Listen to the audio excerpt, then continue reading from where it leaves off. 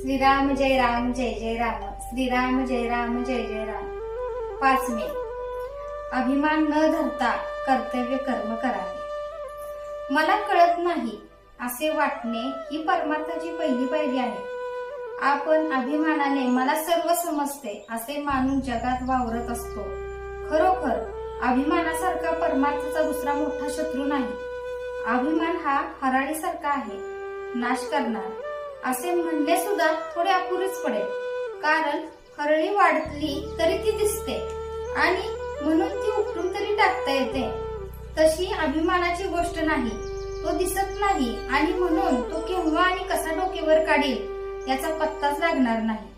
चित्तशुद्धीच्या मार्गात मोठी धोंड कोणती असेल तर ती अभिमानाची आहे आणि स्वतःच्या कर्तबगारीने आपण त्याच्या तावडीतून सुटू असे म्हणणेही वेडेपणाचे होईल।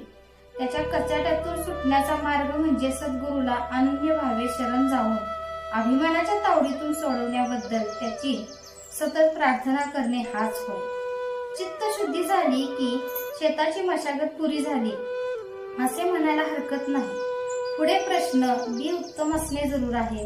उत्तम बी कोणते हे कदाचित आपल्याला समजणार नाही, परंतु फळ चांगले कोणते हे सहज समजते। आता असे समजा, जी फळे गोड लागली त्यांचीच लागवड केली तरी पण पुढे असे अनुभवायला येते की काही काळ लोटल्यानंतर काल मर्यादेप्रमाणे ते झाड मरते आणि अर्थात फळे मिळायची बंद होतात आणि त्यामुळे मन कष्टी होते। यावरून असे दिसते की आता गोड लागलेली फळे ही कालांतराने दुःखालाच कारणीभूत होतात। तर मग बी निवडताना असे पाहणे जरूर आहे की ज्याची झाडे कायम टिकणारी आहेत आणि फळे अक्षय सुखाचा लाभ देणारी आहे। जगात उत्पन्न झालेली अशी कोणती वस्तू आहे की जी अक्षय टिकेल? कोणतीही नाही असेच उत्तर येईल। म्हणून विनाशी फळाच्या आशेने केलेले कोणतेही कार्य सुखाला नेत नाही असे म्हणावे लागते। याकरिताच भगवंताशिवाय दुसऱ्या कोणत्याही फळाची आशा न ठेवता कर्तव्य कर्म करीत राहणे हाच सुखाचा मार्ग आहे आणि हीच उत्तम बीजाची पेरणी आहे।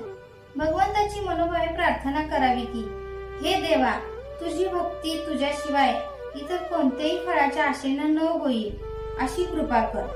त्या दृष्टीने आपणही प्रयत्न करणे जरूर आहे। ज्याप्रमाणे खिडक्यां चांगले एकत्र झालेले धान्य आपण सुपात घालून पाखडतो आणि खिडके धान्य बाहेर उडवून लावून मागे उत्तम धान्य शिल्लक ठेवतो, त्याप्रमाणे भगवंताची भक्ती करता करता भगवत प्राप्तीशिवाय इतर होणारी इच्छा काढून टाकणे